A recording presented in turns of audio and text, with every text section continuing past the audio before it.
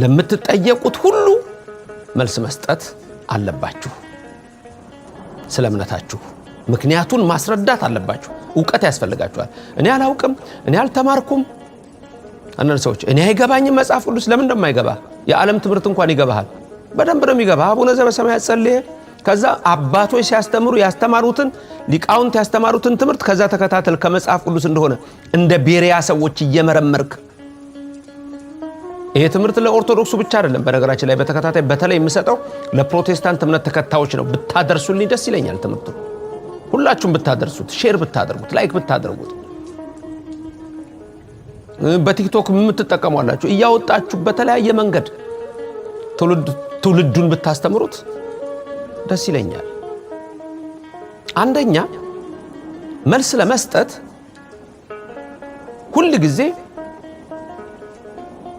በእናንተ ስላለው ተስፋ ስትጠየቁ ስጡ፣ መልሱ።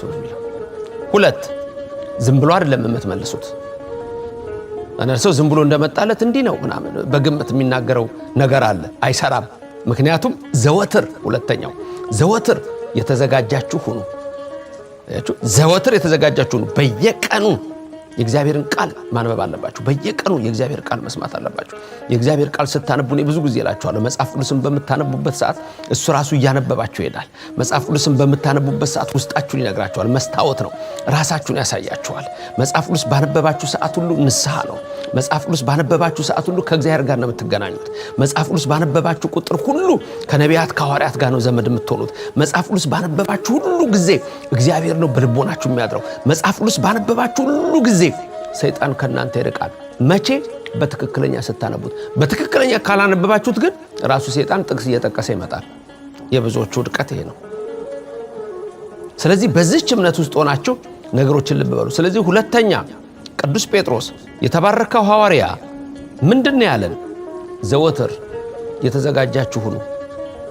ለዚህ ነው ዘወትር ሁል ጊዜ ማስተማር ያለብን። እኔ ከልጅነቴ ጀምሮ ዘወትር ማስተማር እንዳለብኝ አምን ነበር። በጣም ሕፃን ሆኜ እንደውም አንዳንድ ሰዎች በእድሜ ከኔ የሚበልጡ ሁሉ በጣም ልጆኜ ስታስተምር ይሉኛል። መቀበል ብቻ ነው። ምክንያቱም እኔ በጣም ትልቅ መስላቸዋለሁ የዛን ጊዜ። ስለዚህ ይገባኛል። ስለሚገባኝ ችግር የለም። እግዚአብሔር የተመሰገነ ይሁን።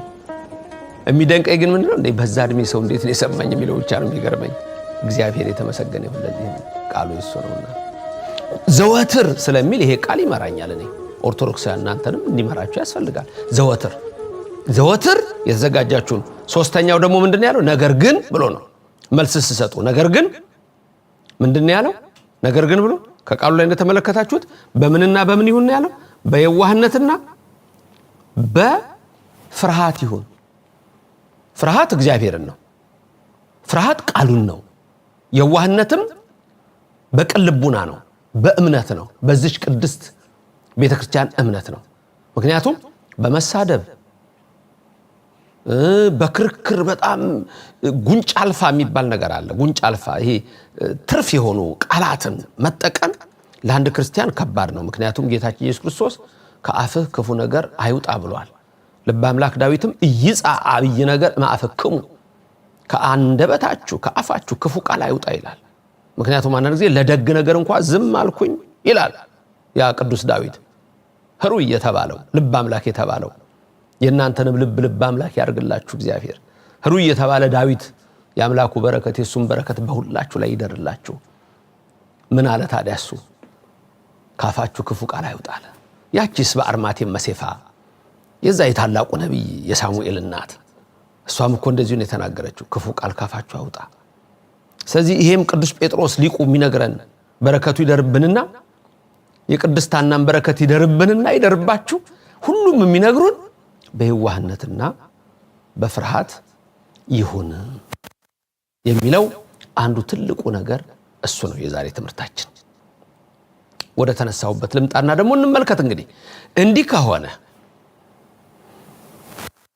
በሶስተኛው ቀን በቃና ዘገሊላ ሰርግ ነበረ ብሎ ዮሐንስ ወንጌል ምዕራፍ 2 ላይ ሲጽፍ ከጥምቀቱ በኋላ ስለሆነ ጌታችን ከተጠመቀ በኋላ ስለሆነ ሰማያት ተከፍተው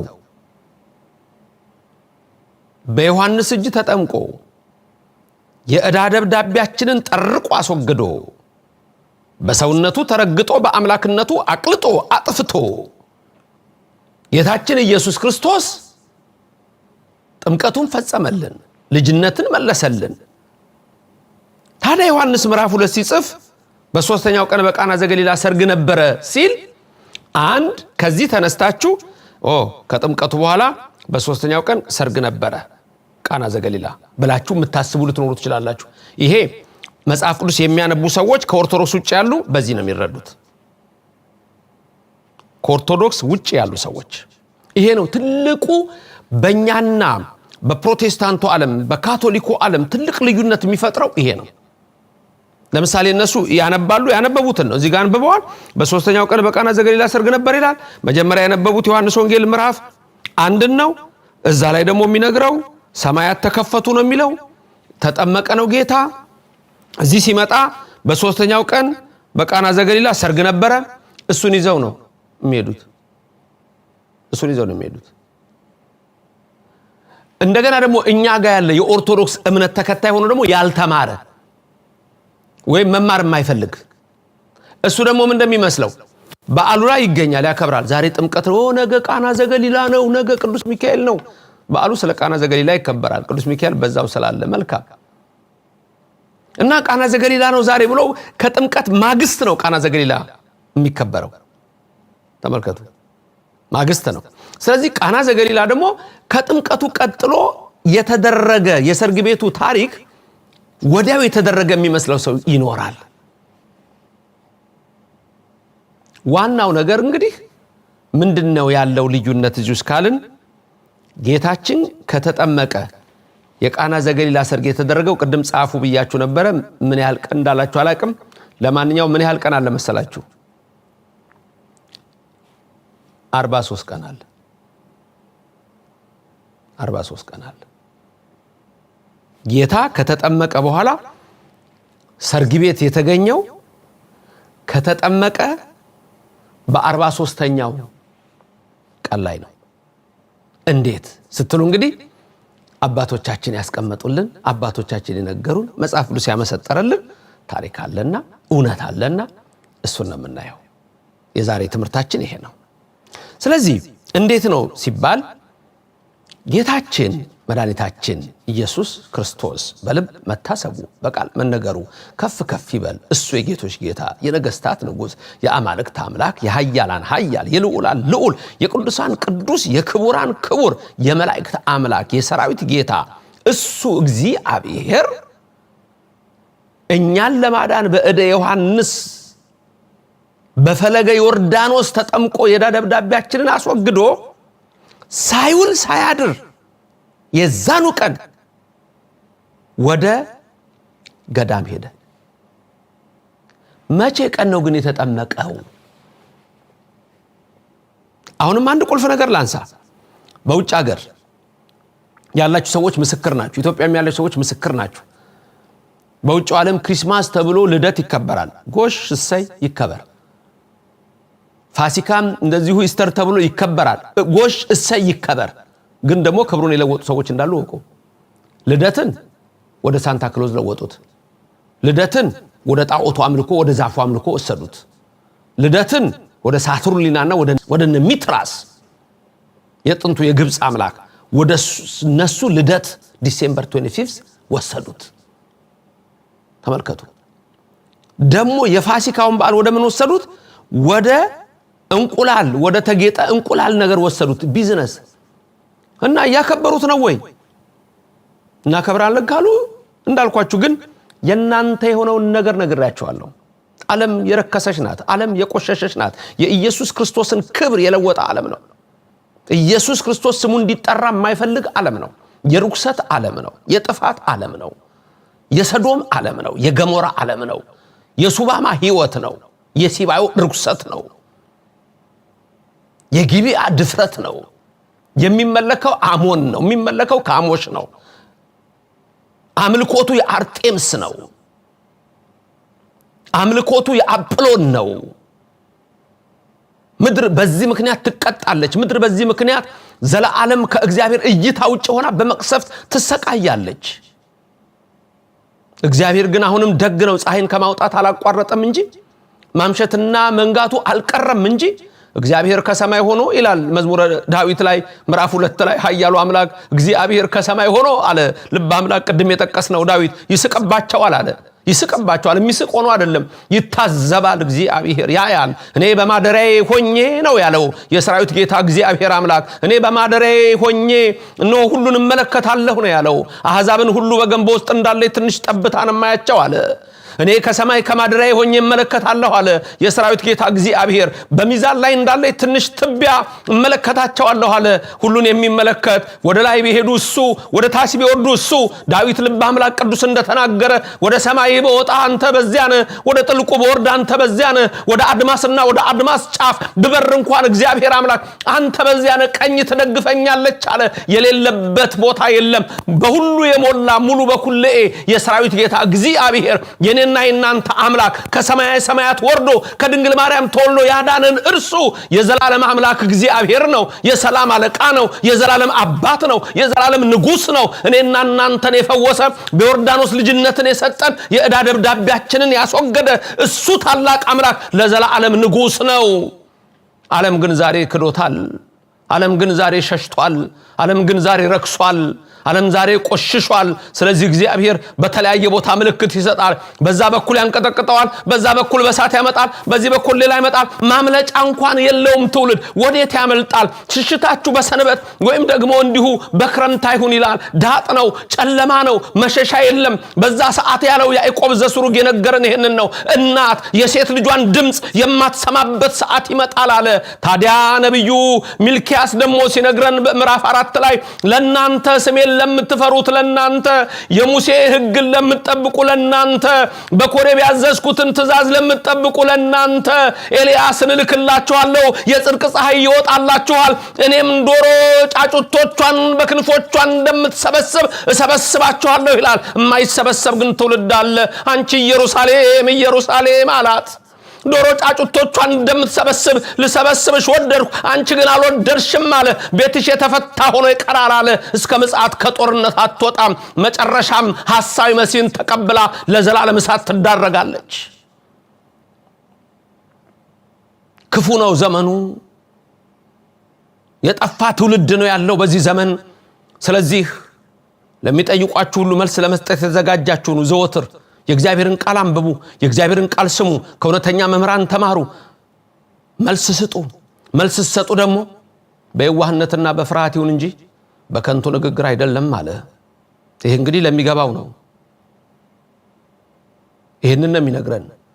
ታዲያ የሚገርማችሁ ቅድም ወደ አነሳሁት ልመለስና ጌታ አምላካችን በዮርዳኖስ ከተጠመቀ በኋላ ሳይውል ሳያድር ወደ ገዳም ሄደ። ምን ቀን ተጠመቀ የሚለው ነው እንግዲህ አንስቼ ነበረው።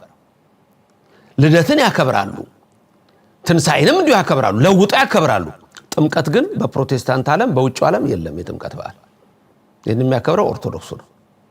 ኢስተርን ኦርቶዶክስ ብትሉ፣ የኛ ኦርቶዶክስ ብትሉ እኛንን የምናከብረው፣ ጥምቀት አያከብሩ። እኛ ደግሞ ኦርቶዶክሳውያን አይደንቃችሁ? ቀኑን ሁሉ እናውቀዋለን። ቀኑን ብቻ መስሏችሁ ነው? ሰዓቱን እናውቀዋለን፣ ዓመተ ምሕረቱን እናውቀዋለን። ዛሬች እንድታውቁልኝ ነው የምፈልገው እኔ። የአንደኛ ጴጥሮስ ምዕራፍ 3 ቁጥር 15 ቃል ልብ ብላችሁ እንድታስቡት። 2 የኛ ቤተክርስቲያን ምስጢሯን እንድትረዱ እንድታውቁት ያስፈልጋል። ጌታ የተጠመቀው ምን ቀን ነው አላችሁ? ግን ጻፋችሁ እንዴ? ንገሩኝ እስቲ እናንተ የተባረካችሁ። እግዚአብሔር አሁንም በረከቱን ይላክላችሁ። መብርሃን ከናንተ ጋር ትሁንና ምን አላችሁ እስቲ? ምን ቀን ተጠመቀ እስቲ ንገሩኝ። ምርጫችሁ 7 ቀን ብቻ ነው። ሌላ ቀን አትጨምሩ፣ አታመጡ። ከየት ታመጣላችሁ? 7 ቀን ብቻ ነው ያላችሁ። ከ7ቱ ቀን እንደው ዝም ብላችሁ አብዛኞቻችሁ በእርግጠኝነት ምን እንደምትሉት እሁድ እሁድ እሁድ እሁድ ልትሉ ትችላላችሁ። ጌታ የተጠመቀው ምን ቀን ነው? አልናገርም። ታዲያ ምን ላደርግ መጣሁ? እዚህ ልናገር ነው እንጂ ማክሰኞ ነው የተጠመቀው። ማክሰኞ ቀን ዓመተ ምሕረቱም በ30 ነው። ዕለቲቱ ማክሰኞ ናት። ሰዓቱ ደግሞ ስንት ሰዓት መሰላችሁ? ስንት ሰዓት አላችሁ? እስቲ ሰዓት ደግሞ ንገሩኝ እስቲ። ስንት ሰዓት ይመስላችኋል? ምንም ተሳሳቱ፣ ችግር የለም። አሁን እየተማማርን ነው ያለ ነው ከኔ ጋራ። ከዚህ በኋላ እኮ አውቃችሁ ሌላውንም ሰው ተናገረ። ማወቅ በራሱ ደስ አይልም እንዴ? ጌታዬ በዚህ ሰዓት ለኔ ሲል ተጠመቀ ብሎ ማወቅ ራሱ ደስ አይልም እንዴ? መልካም። ከሌሊቱ 10 ሰዓት በኢትዮጵያ ሰዓት አቆጣጠር ከሌሊቱ 10 ሰዓት ተጠመቀ። ዘመኑን እናውቀዋለን፣ ዓመተ ምሕረቱን እናውቀዋለን፣ ዕለቱን እናውቀዋለን፣ ሰዓቱን እናውቀዋለን። ከዛስ ሳይውል ሳያድር ብለን የለ ወዴት ሄደ? ገዳመ ቆሮንጦስ ሄደ። ማቴዎስ 4 ሉቃስ 4 ያለው ታሪክ ወደ ጾም ሄደ። 40 ቀንና 40 ሌሊት ይጾም። ከዛ ጾሙን ፈጸመ። እሁድ ቀን ተመለሰ። በሶስተኛው ቀን በቃና ዘገሊላ ሰርግ ነበረ። ሰርጉ ደግሞ መቼ ነው? እንደገና ማክሰኞ። አያችሁት በመሃል ያለው ልዩነት? ስለዚህ ዮሐንስ ወንጌል ዛሬ ስንጀምር ምዕራፍ 1 ላይ የጀመርነው ወአመ ሳልስት ዕለት ብሎ ከብካብ ኮነ በቃና ዘገሊላ ብሎ ሲያመጣ ዮሐንስ ወንጌላዊ የተባረከው ቅዱስ ሰርጉ የተደረገው ማክሰኞ ቀን ነው። ይሄንንም አባቶቻችን አብራርተው በደንብ አድርገው ጽፈው ጌታ ተጠምቆ ማክሰኞ ዕለት ተጠምቆ የዛኑ ቀን 40 ቀንና 40 ሌሊት ሊጾም ወደ ገዳመ ቆሮንጦስ ሄደ። ገዳመ ቆሮንጦስ በመጽሐፍ ቅዱስ ውስጥ አልተጻፈም። ዕውቀት ማለት እንግዲህ ይሄ ነው፣ መማር ማለት። እሱ የተጻፈው በወንጌሉ ላይ አይደለም። እኛ በምንቀበላቸው 81 መጽሐፍት ውስጥ በሲኖዶስ በሐዋርያት ተነግሮናል። ሐዋርያት ነግረውናል። ቆሮንጦስ ይባላል ገዳሙ። ቆሮንጦስ የሚለው ራሱ ቁጥሩ ከ40 ጋር ይገናኛል። ምድረ በዳ ይለዋል ወንጌሉ። ስለዚህ ጌታችን ማክሰኞ ተጠምቆ ዕለቱን ሄደ። ዕለቱን ሄዶ ማክሰኞ ስትቆጥሩት 40 ቀን የሚፈጸመው ቅዳሜ ነው። ቅዳሜ ቀን ይፈጸማል። ከዛ በኋላ ጌታችን ኢየሱስ ክርስቶስ እሁድ ገብቶ ያድራል። የት? ገሊላ። እዛ ደግሞ ምን ነበር? በዛ ጊዜ ሰርግ ነበረ። እሁድ ገብቶ መቼ ነበር ሰርጉ? ማክሰኞ። ስለዚህ በሶስተኛው ቀን ማለት ጌታ ከገዳመ ቆሮንጦስ ከተመለሰ በሶስተኛው ቀን ቅዳሜ ጨረሰ፣ እሁድ ገብቶ አደረ። ከዛ በኋላ በሶስተኛው ቀን ማክሰኞ ቀን በቃና ዘገሊላ ሰርግ ነበረ ይላል። የዛሬ ትምህርታችን ይሄ ነው። በቃና ዘገሊላ የተደረገው ተአምር ድንቅ ነው። እሱን ደግሞ እየቀጠልን እናያለን።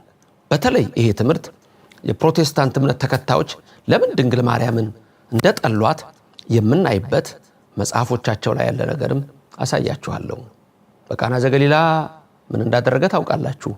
ሕይወታችሁ ይለወጥ፣ ክፉ አይንካችሁ፣ የምትመኙትን አትጡ፣ ከመከራ ሥጋ ከመከራ ነፍስ ይሰውራችሁ፣ ሀብተ ሥጋ ሀብተ ነፍስን ያድላችሁ። ከመከራ ሥጋ ከመከራ ነፍስ የሰወረ ሕይወተ ሥጋ ሕይወተ ነፍስን ይስጣችሁ፣ ሀብተ ሥጋ ሀብተ ነፍስን ያድላችሁ፣ ከሐዘነ ሥጋ ከሐዘነ ነፍስ ይሰውራችሁ፣ ትፍሲተ ሥጋ ትፍሲተ ነፍስን ይስጣችሁ። ቅድስት ድንግል ማርያም በቀኝ በግራ ትቁምላችሁ፣ ከፊት ትምራችሁ ከኋላ ትከተላችሁ። በልቡናችን ከልጇ ጋር ነግሳ ለዘላለም ትኑር። ያስተማረን የመከረን የገሰጸን ኃያሉ አምላክ ክብርና ምስጋና ይግባው። የዛሬ ትምህርታችን በአንደኛ ጴጥሮስ ምዕራፍ 3 ቁጥር 15 ላይ ለምትጠየቁት ስለናንተ ስላላችሁ ተስፋ ምክንያት ለሚጠይቋችሁ ሁሉ መልስ ስጡ። 2 መልስ መስጠት ደግሞ የምትችሉት ስትዘጋጁ ነውና ተዘጋጁ። ንበሩ ድልዋን ይክሙ ነው። ለመንግስተ ሰማያት ቢሆን ተዘጋጅታችሁ ሁል ጊዜ ተቀመጡ። 3 በየዋህነትና በፍርሃት ይሁን። መልካም። በዚህ መልክ ዮሐንስ ወንጌል ምዕራፍ 2ን እንደዚህ ጀመርን። ጌታ የተጠመቀበትን ቀን አወቅን፣ ዓመተ ምሕረቱን አወቅን፣ ወዴት እንደሄደ ከተጠመቀ በኋላ ወደ ገዳመ ቆሮንጦስ አወቅን፣ ሰርጉ ቃና ዘገሊላ መቼ እንደተደረገ አወቅን። እንቀጥላለን ደግሞ ያለውን። መንፈስ ቅዱስ በእኔም በእናንተ ይደር። ሀገራችንን ኢትዮጵያ በዓይነ ምሕረቱ ይመልከትልን፣ የነደደውን እሳት ያጥፋልን፣ መዓቱን በምሕረት ይመልስልን። ኦርቶዶክስ መሆን መታደል ነው። መታደል ብቻ ሳይሆን መዳን ነው። መዳኑም የዘላለም ሕይወት ነው። የድንግል ልጅ ኢየሱስ አምላካችን ክብርና ምስጋና ይግባው። ልዑል እግዚአብሔር ዘላለም ሁላችን ይባርከን፣ ይባርካችሁ፣ ይቀድሳችሁ።